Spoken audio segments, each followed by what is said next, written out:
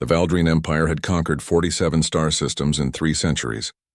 Their crimson warships bore the scars of 1,000 victories, and their emperor sat upon a throne built from the crystallized remains of extinct species. They were the apex predators of the Andromeda Arm, unopposed and unmatched, until they made the mistake of landing on a small blue world called Earth. Ashley Martinez stood in the ruins of New Boston, her engineering uniform torn and bloodied. Around her, the skeletal remains of skyscrapers jutted toward a smoke-choked sky like the broken ribs of some great beast. The Valdrine had descended 3 days ago with a simple proclamation broadcast in every human language. You are hereby claimed as property of the Valdrine Empire. Resistance will result in liquidation. Humanity had resisted. The initial bombardment killed 2 billion people in the first 6 hours. Ashley had watched from her apartment window as plasma lances turned the harbor into steam, as antimatter warheads converted downtown into a crater of fused glass. She'd survived by chance. A maintenance tunnel system beneath MIT had shielded her research team from the worst of it. Now she picked through the rubble, searching for her brother. Ashley, the voice crackled through her salvaged communicator. It was Alex, her twin brother, calling from somewhere in the underground resistance network that had spontaneously formed in the chaos. Tell me you got the data. She patted the reinforced case strapped to her back. Inside was 3 years of classified research, her doctoral thesis on quantum entanglement weaponry, a project the military had funded but never expected to see completed. I've got it. But Alex, I need to know, is Mom— Don't, his voice broke. Just get to Rally Point 7, we're out of time. Ashley understood. Their mother had been in Chicago. Chicago was gone. The Valdrine occupiers moved through Earth cities like farmers harvesting livestock.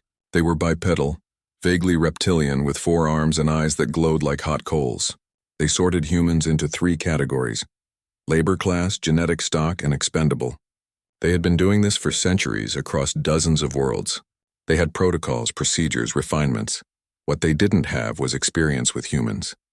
In the ruins of Beijing, a former logistics coordinator named Wei organized 300 survivors into a guerrilla force, using nothing but stolen Valdrine communication devices and pre-war city maps. They struck supply convoys at night, learned alien weaknesses through dissection, adapted with terrifying speed.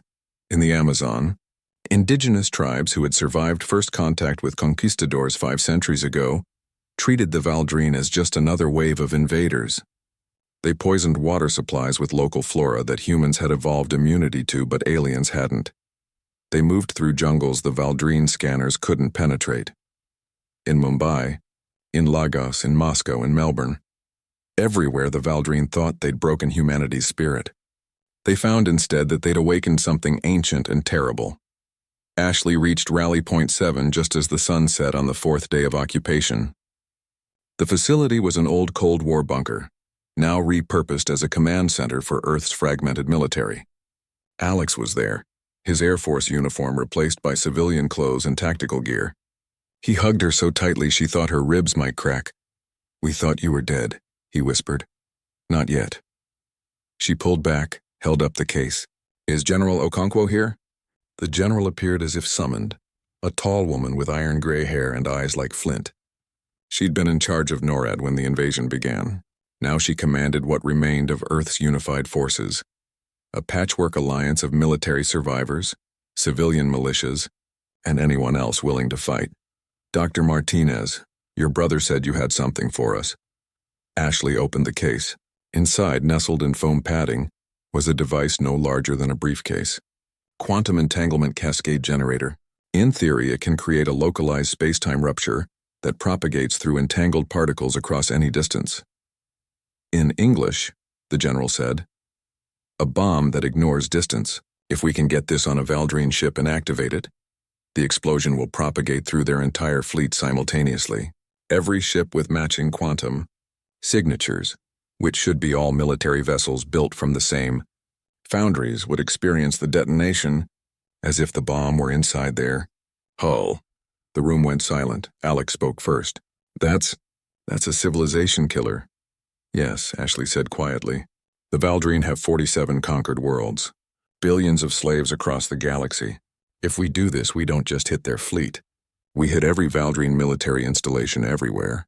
We cripple them completely. General Okonkwo stared at the device. And the collateral damage? Their slave populations would be freed. But yes, there would be casualties. Valdrine civilians, maybe allies we don't know about. This weapon doesn't discriminate. They killed 2 billion of us in the first day, Alex said, his voice hollow. They're sorting the survivors like cattle. They've done this before to other species. How many civilizations have they erased? Ashley met her brother's eyes. She saw her own rage reflected there, her own grief. Their mother, their friends, their world, all of it ash and memory now. The general made her decision.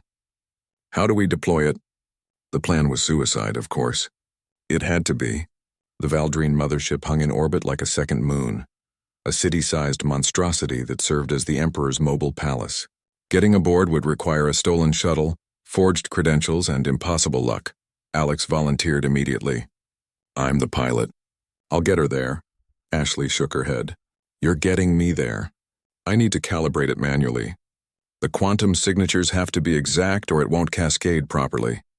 They argued, but in the end they both knew the truth. Neither would let the other go alone. The infiltration took 16 hours.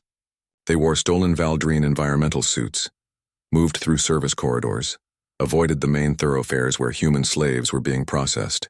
Ashley tried not to look at the cages, at the faces pressed against energy barriers. Tried not to think about her mother in a cage just like these in the moments before Chicago burned.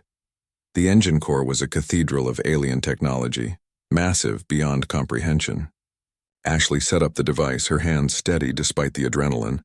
Alex stood guard, a stolen plasma rifle in his hands. 30 seconds to cascade initialization, she said. The alarm went off 20 seconds too early. Valdrine warriors poured into the chamber, their weapons charging. Alex opened fire, dropping 2 before the others scattered for cover. Plasma bolts turned the air to ionized hell. Ashley's fingers flew across the holographic interface. Ashley, 10 seconds! Alex screamed. She turned to see him falling, a smoking crater where his left shoulder had been. More warriors coming. Too many.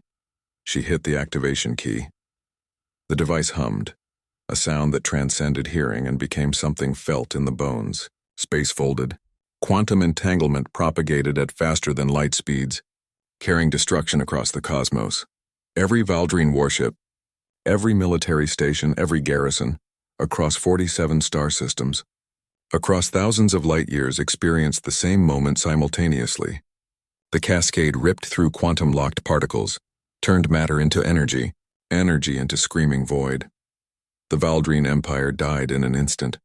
Ashley held her brother as the mothership shook itself apart around them. Through the viewport she saw Earth below, scarred but unbroken, saw the Valdrine fleet becoming flowers of flame against the black. Did we do it? Alex gasped. We did it, she whispered. They're gone. All of them. As the ship broke apart and gravity claimed them, Ashley thought about what they'd unleashed. Humanity had been pushed to extinction in 4 days. In response, they'd erased an empire that had endured for millennia. The galaxy would remember this.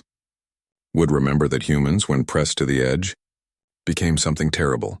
In the aftermath, when rescue ships found survivors in the debris field, when Earth began counting its dead and rebuilding from ash, the story spread. The Galactic Council, previously ignorant of both humans and Valdrine, received the black box recordings, saw what had transpired. They declared Earth a protected world. No species was to make contact without explicit human permission. The resolution passed unanimously and for good reason. The galaxy had learned what humanity already knew. Some species you trade with. Some you study. Some you avoid. And some, the dangerous ones, you leave alone.